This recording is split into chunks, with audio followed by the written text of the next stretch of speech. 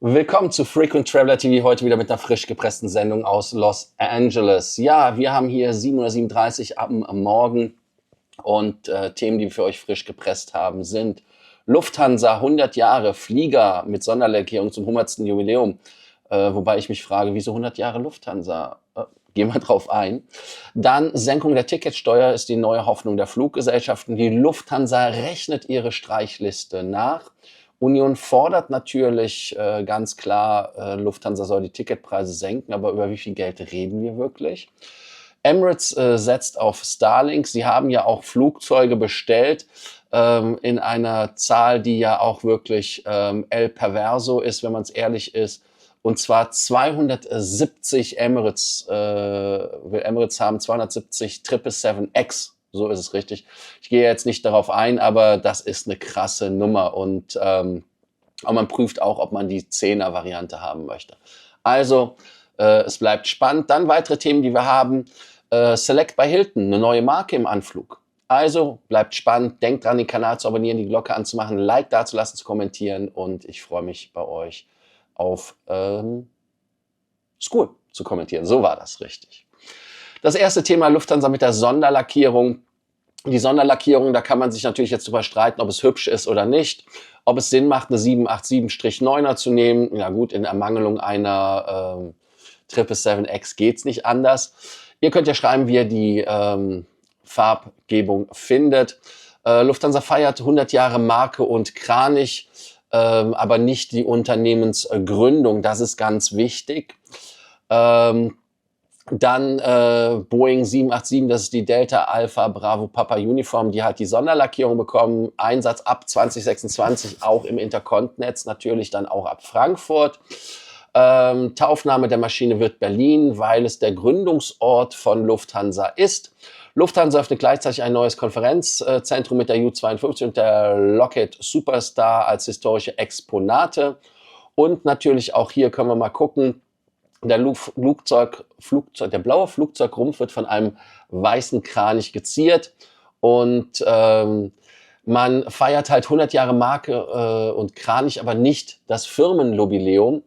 Und wenn man jetzt genau hinguckt, sagt man doch, dass man 2015 ja 60 Jahre feierte, ne? Und 2005 waren das 50 Jahre. Ich habe ja noch so eine Uhr und so weiter.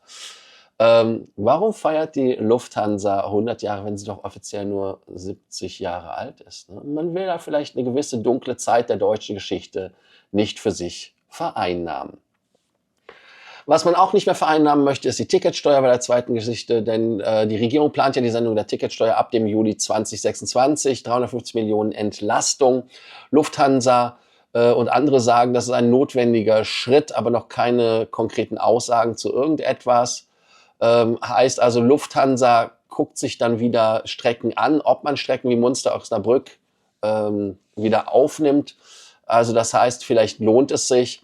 Und interessant ist halt so, man kann natürlich sagen, ja, das Urlaub muss bezahlbar bleiben für Familien, aber man kann auch von einer Marktverzerrung reden, wie es Mike O'Leary tut. Und die andere Frage ist natürlich, wird einmal die Ticketsenkung ankommen bei uns Passagieren und über wie viel Geld reden wir? Das sind doch nur ein paar Euro, 3 bis 10 Euro oder sowas wird es dann sein. Meint ihr, dass jemand ein Ticket kauft, weil es halt 3 oder 10 Euro billiger ist? Schwierig, und im Moment gibt es ja auch die Diskussion, dass Business First oder auch Private Jet Flüge nochmal gesondert gesteuert werden. Also da nochmal von euch der Hinweis oder an euch, dass ihr da mal schreibt, was ihr dazu denkt.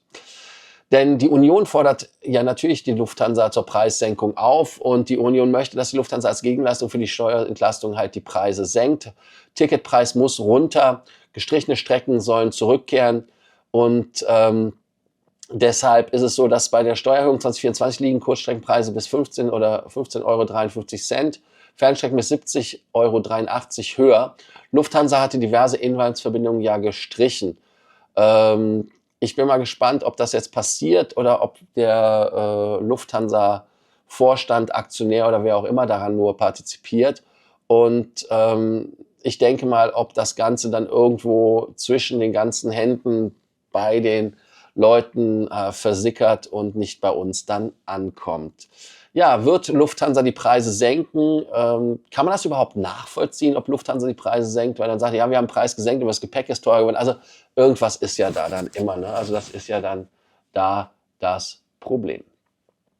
Was für viele ein Problem ist, ist Internet. Ich habe ihn gestern ja mit Finnair geflogen. Ein Flug, der ein Non-Event war, also es ist nichts passiert. Sowohl positiv als auch negativ. Nichts, was einen berauscht hätte, nichts, was einen unendlich traurig gemacht hätte. Ich bin beim Essen nur drauf reingefallen, dass ich wieder ein Gericht bestellt hatte, was mir schon beim letzten Mal nicht geschmeckt hatte. Aber so ist es halt, wenn man dumm ist. Ja, WLAN habe ich benutzt und deshalb meine Rede dazu. Und ich fand es eigentlich okay. Es war von der Latenz was gut. Es hat sich ein paar Mal ausgeloggt, weil wir halt so weit nördlich wieder geflogen sind. Aber Emirates setzt jetzt auf Starlinks wie viele andere und Finnair nicht. Heißt also in allen Klassen bis 2027, Emirates stattet die gesamte Flotte, 232 Flugzeuge mit SpaceX Starlink Wi-Fi aus. Und das erste Starlink-Flugzeug wird die 777-300ER AE Echo Papa Foxtrot. Und die wird am 23.11. abheben mit Starlink. Und dann soll für alle Passagiere das komplette Interneterlebnis kostenlos sein. Highspeed, Videocalls, Live-TV inklusive. Und Sir Clark von Emirates Airlines sagt, Starlink ist ein wahrer Meilenstein unserer Fly-Better-Philosophie. SpaceX sagt, streamen, gamen und Videochatten wie am Boden, das ist unser Anspruch. Und wichtig ist aber wirklich die Frage, glaubt ihr, dass wenn es in der Economy möglich ist, rein theoretisch auch zu telefonieren? Und man kann ja diese Blockaden umgehen und wir wissen ja alle, wie wir selber gespielt haben, als es bei Boeing oder Connection bei Boeing hieß es, bei Lufthansa war, dass man auch Skype-Telefonate und so weiter gemacht hat. Ja, Skype ist tot, Connection bei Boeing ist tot. Aber die Leute sind undiszipliniert. Ich bin mal gespannt, wann es da die ersten Problemfälle gibt in der Luft. Also sollte Videocalling über Starlink im Flugzeug erlaubt sein oder sollte man da ganz klar sagen, nein, ist nicht.